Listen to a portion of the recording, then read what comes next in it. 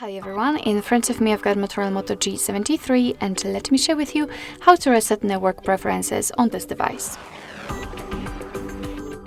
So first of all we have to find and open the settings and then scroll down to the very bottom to find the system. Now we have to find reset options, which is as you can see at the very bottom, and tap on reset Wi-Fi, mobile and Bluetooth.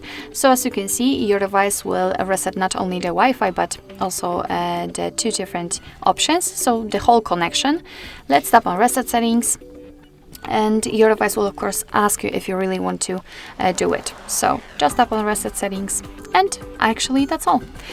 Be aware that probably if you've got the screen lock, you will have to enter it to confirm. So basically that's all. This is how to reset network preferences in your MOTOROLA Moto G73. Thank you so much for watching. I hope that this video was helpful, and if it was, please hit the subscribe button and leave the thumbs up.